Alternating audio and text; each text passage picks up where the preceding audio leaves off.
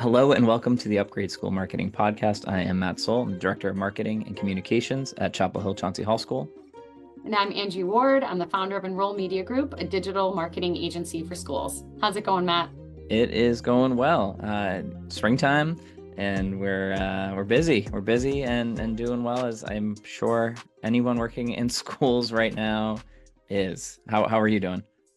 I'm doing great, thanks. Yeah, busy. I mean, I love busy, but it's extra busy right now for the independent school space. I mean, you guys have so many events happening in the spring and then planning for the new academic year. So it's that transition period for a lot of schools. Planning ahead, new beginnings, and kind of sending off their students on graduation soon. True. And in the theme of planning ahead and storytelling, we have a really great talk today with Lisa Leidy. And we're going to talk all about persona-based storytelling.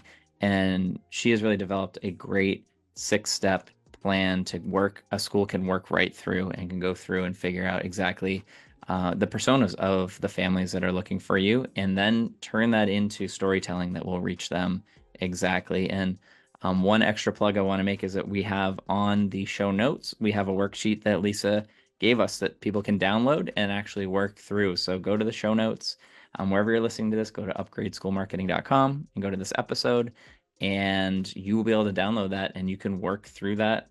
Check it out during the episode, and you can download it and use it and build your own personas on your own. Yeah. So Lisa is great. I'm so excited for this conversation with her. Some background on her: Lisa Leidy. She's an agency principal at Square Spot Design, a creative agency focused on working solely with clients in the nonprofit sector. They work with a ton of independent schools. She's been developing creative strategies for them since 2003. Her expertise is really in helping mission-driven organizations find their authentic voice as a foundation for impactful communications. So let's jump into our conversation with Lisa. Hello and welcome, Lisa. How are you doing? I'm great. How are you, Matt? Doing really well. We just saw you not too long ago in Birmingham at the Small Boarding School Conference. How was that? Indian Spring School. How was your SBSA experience? SBSA was fantastic. I think what was really helpful was that we had a great host school and we had fantastic warm weather. So those of us traveling from New England states got to actually stay outside without a coat, which was made for a good time. It was very nice. I agree. I know you're on the board of SBSA, but I would just say, as somebody who's gone for a few years, I would highly recommend anybody at a small boarding school. What are the requirements? Is it 200 students or less is a requirement to be considered to be in that grouping, right? Oh, I love this plug for Small Boarding School Association. Yeah. So the requirements are a little bit looser than that. So it's approximately 225 boarders or less. Okay. So your school can have more than 225 students. It's your boarding population needs to be approximately under that threshold. That's awesome. So yeah, Yes. so I would say anybody who works in a school that is in that category that you're applicable for that. Yeah, you get to go to it's hosted at another boarding school over their spring break. So you get days at their school. The conference presentations are amazing. It's the best conference going. So let's plug SBSA. California next year. California next year, hosted at Woodside Priory School in California. Awesome. All right. Come on SBSA. down. Come on down. But thank you for today, for joining us. It's not all about SBSA, but it's about persona-based storytelling, which you actually presented on. And lots of people were talking about how great it was, and we wanted to talk to you about it and outline the system you have. So you've really come up with a system of persona-based storytelling that talks about the storytelling and 6 specific steps that schools can go through to find their personas and connect that. So first, I just wanted to give a quick overview to someone who has not heard of it. What is persona-based storytelling? So in enrollment, communication and marketing, enrollment customer personas, they're basically semi-fictional characters that align with who you would consider to be your best fit families. So we're basically creating a target audience based on known factors or understood factors, so that when we're creating storytelling, we are resonating as directly as we can with those who we want to connect with. Okay, great. Great. And why should schools specifically consider persona-based storytelling as part of their enrollment marketing strategy? So the goal when it comes to marketing, the goal for any school is to try to figure out what their differentiators are. And what we found is that unless you're a school that has like you are set up with some great geographic location, say you're set on a lake and you have an amazing sailing team, or you're in close proximity to maybe a city where you can have educational opportunities with higher ed institutions, that many schools, when it comes to trying to determine what their differentiators are, they're spinning their wheels, they're coming up with ideas, and when you break it down, they're not truly differentiators. They're kind of they're part of what builds an independent school, which is common among many schools. So if schools can instead rely on storytelling and persona-based storytelling, right? So targeted to those who will resonate most with the message, what that means is that the story at every school is unique. The experiences are unique. And if we rely on those who are our best brand ambassadors, who are those are the people who already love our school, to be the foundation of these stories, now we're talking about differentiators. No two stories are going to be the same between one school and the other. Mm-hmm.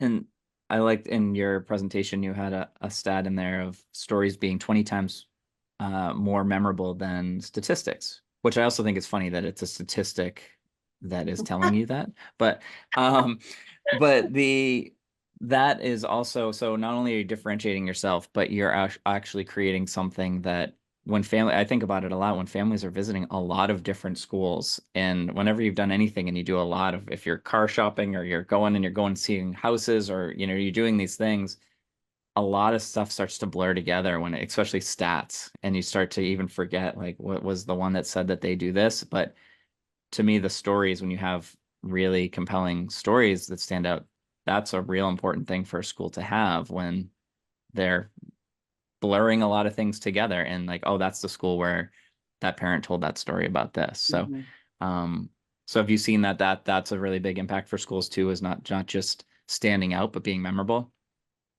Absolutely. I mean, I think as as educators at schools, that we understand that people process information differently.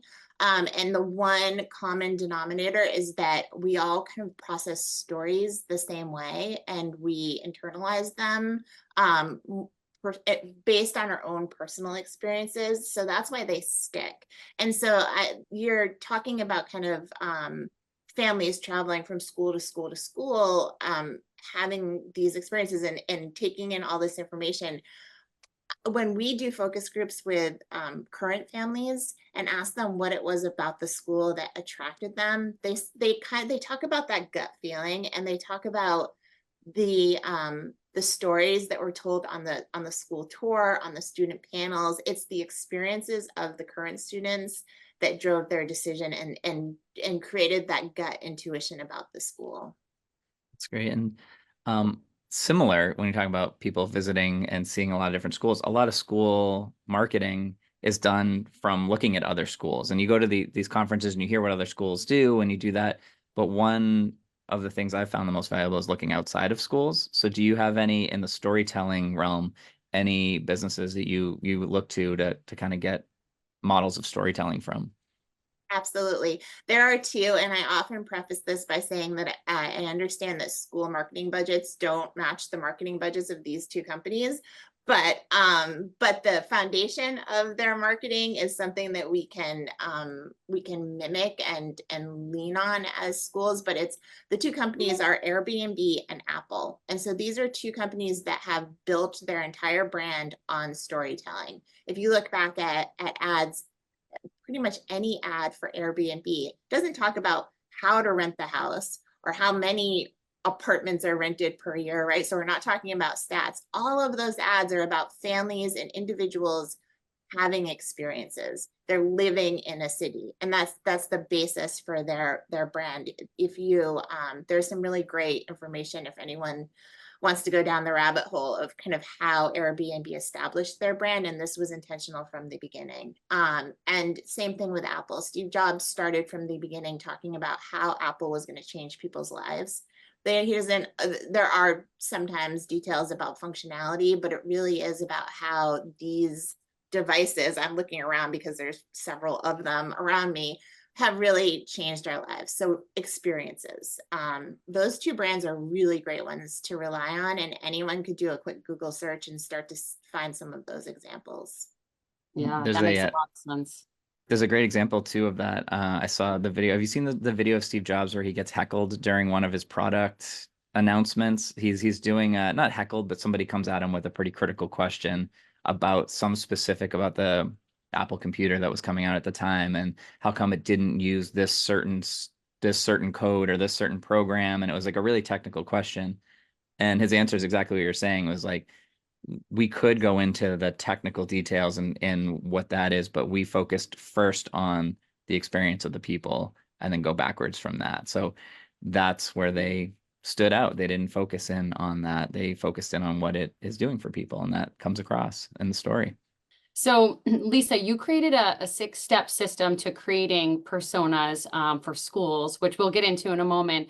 But before we do that, is there anything that schools need to do beforehand to really prepare for the execution of this? The first step is actually to take a step back and to think about why families are seeking your school in the first place. And you can do that in many ways. You can think about the questions that are asked throughout the admission process. That's one great tool. Another tool that we've used with schools that it really has had wonderful outcomes is to have, so sit down your leadership team and have everyone write a letter. It's a thank you letter from a family who is a few years out from attending your school. So they've moved on to their next level of education, and they're writing a thank you letter back to you. In your position, say you're a director of development, director of marketing, head of school, what would you hope a family would write back to you? The outcomes of that exercise are really, I guess, beautiful is the best word I can think of. Really meaningful, emotional outcomes.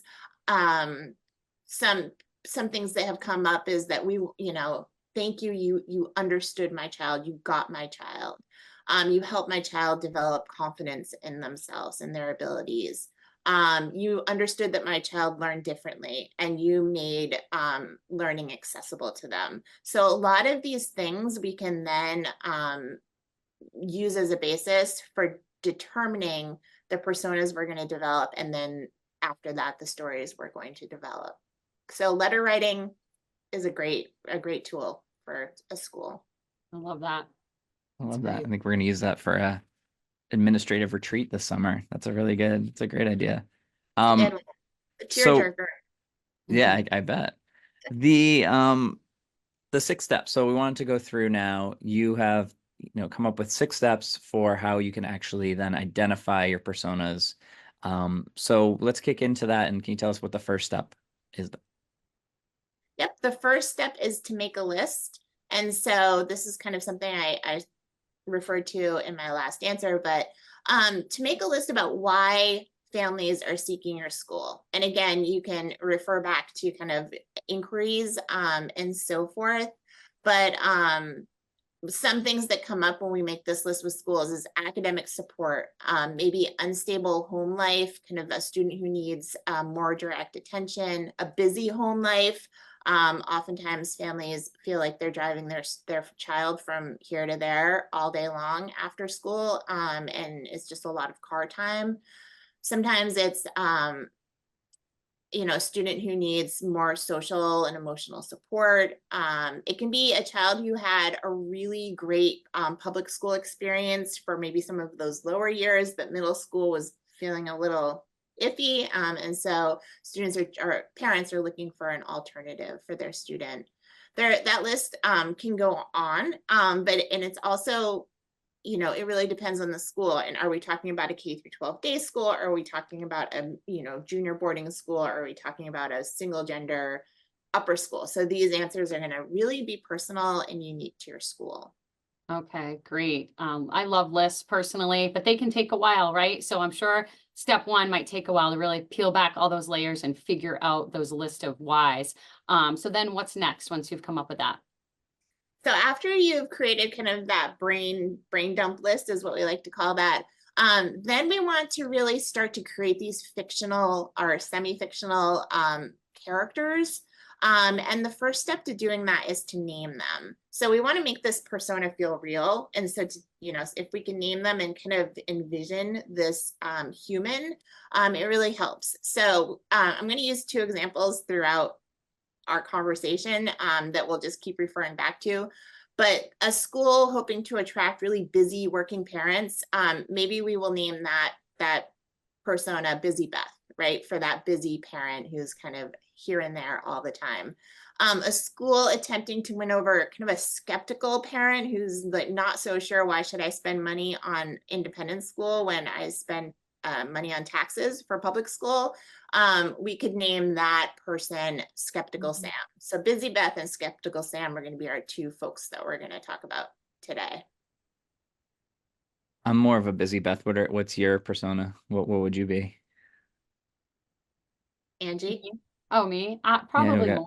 I'm a little skeptical, but I'm also a busy Beth, no doubt. I'm a skeptical, busy where are Beth. you, Lisa? Where do you fall? I'm definitely Busy Beth. Busy Beth? Yeah, yeah, for sure. It's good to think of And I your ended up how you sending my fall. child to a small boarding school. There you So, go. Mhm. so for the You, win. you know. Yeah. Okay, so we have the name for that. So what then is step three? Yeah. So next we want to kind of visualize the person a little deeper. We're not going to talk about demographic data, but instead we want to talk about kind of their needs and their motivations when it comes to choosing a school. So Busy Beth, she's going to be a highly motivated, successful person, but she's on a really tight timeline and she can't really keep up with getting her kids from here to there. Skeptical Sam, let's say that he attended traditional public schools his entire life and he just doesn't understand why his child should not go to his neighborhood public school down the street. So Busy Beth, Skeptical Sam, kind of that's their thought motivation. Okay, that makes Before we sense. go on to step four, just a quick follow-up on that because we've gone through this and sometimes I think at that step it can be a little tricky because you have to generalize so much, right? So do you have any tips on a school when you're going through that to be like, not everybody is so cleanly fit into that, but like how do you generalize that into getting people into these groups? I think that it's okay to generalize in this instance because after we get through all of these steps, we're actually going to identify current and past families that best match these personas.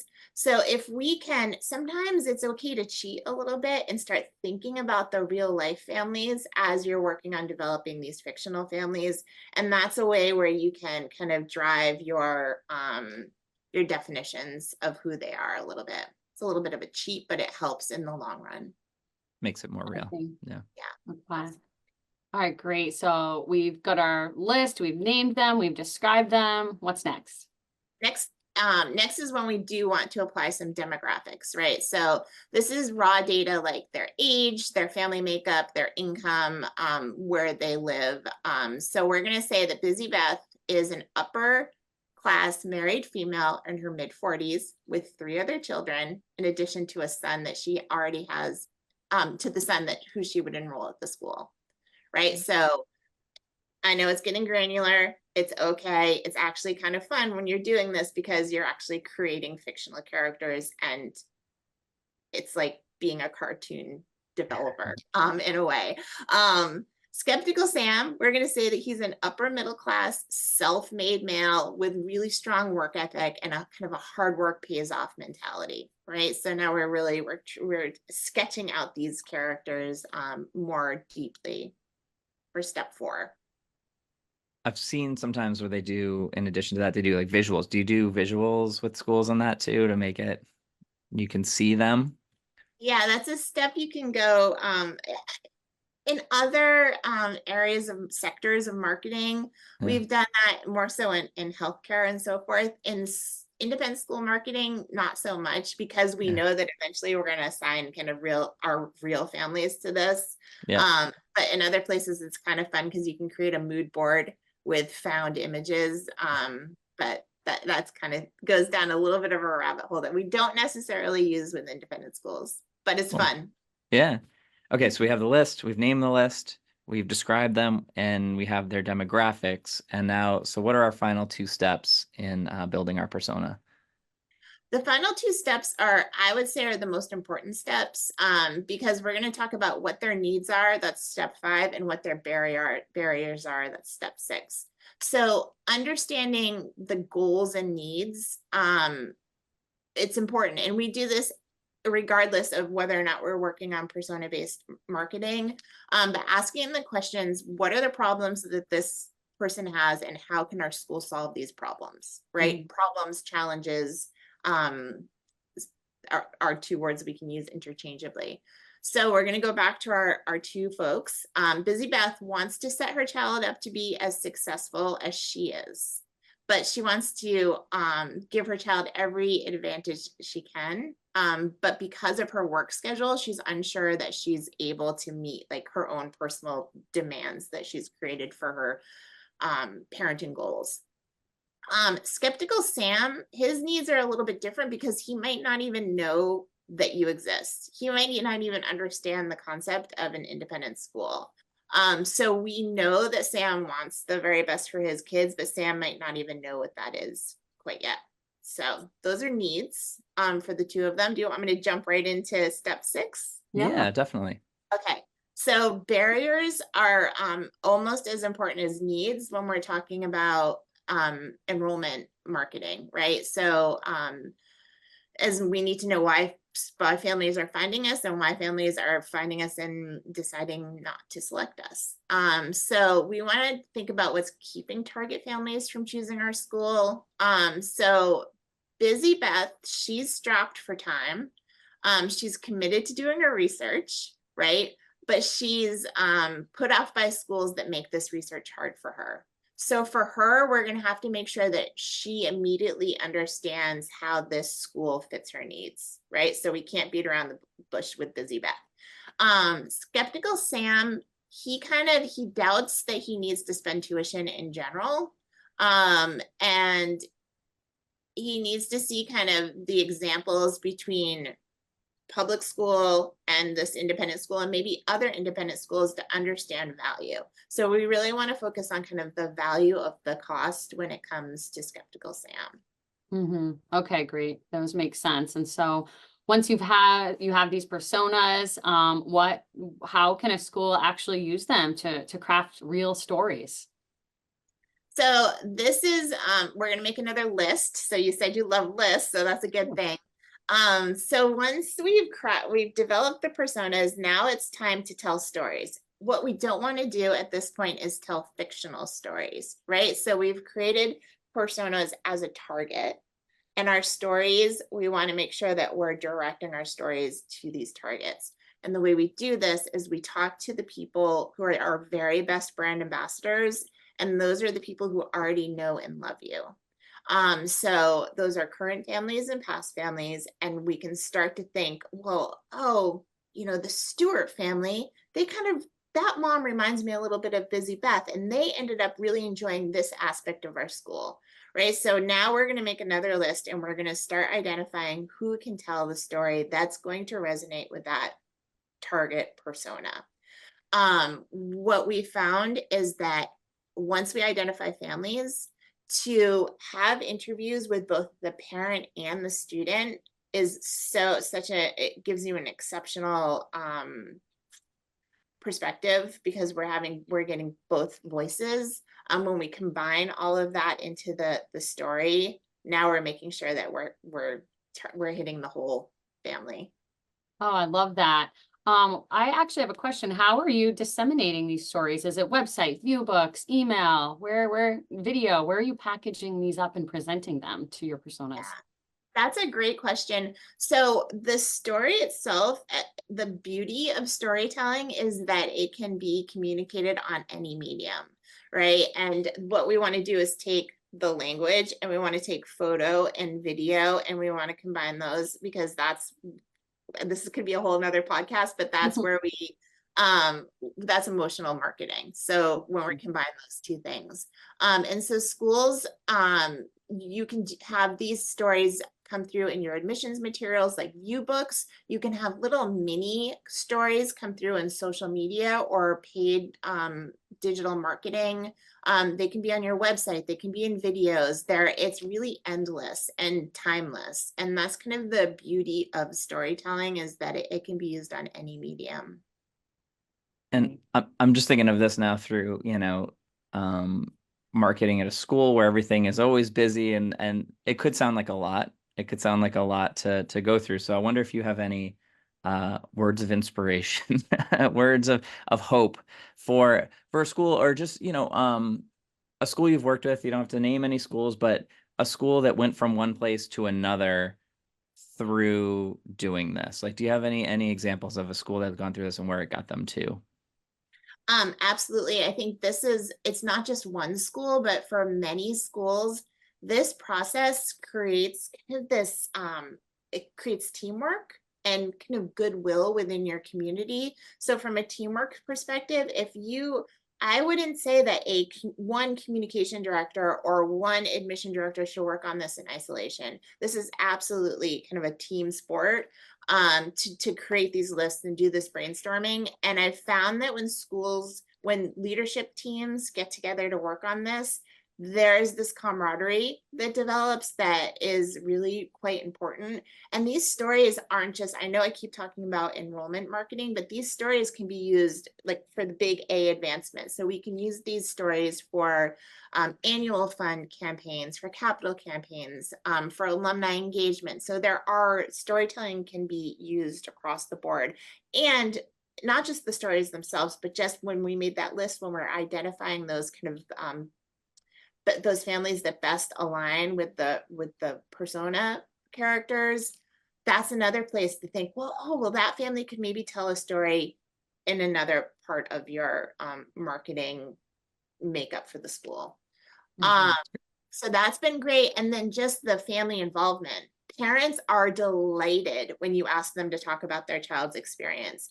And kids, with the students, I actually oftentimes the person who a school asks to talk to the families, kind of that outside perspective, they tend to talk more when it's somebody not within the school. And just sitting and talking with kids about their experience, having them brainstorm their own photo shoot, that kind of inclusivity is really powerful for a school. It's kind of a side outcome of this process. Lisa, thank you so much. Those steps, the storytelling all the way through, I think is so helpful for schools to work through. And so if people want to learn more and from you and see more of what you've done, where can they find you? Our agency is Squarespot Design, and you can find us at our website, squarespotdesign.com. Well, thank you so much again for joining us, Lisa. This has been a lot of fun, and you provided such valuable information. So thanks again. Thank you. Thank you both.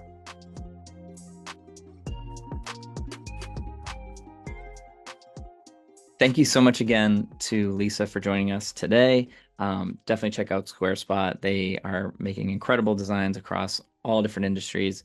And I really, really liked today the idea that persona-based storytelling can be used in different areas of a school.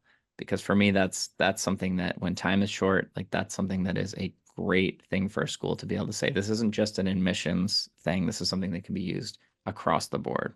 So that was really great information. That I think a lot of schools can use and can put to use right away. Yeah, so many great tips in there. I love that conversation. Reminder to our listeners or viewers as well that we have a link to that worksheet so they can get started on their own. If you check out upgradeschoolmarketing.com, we'll have it there.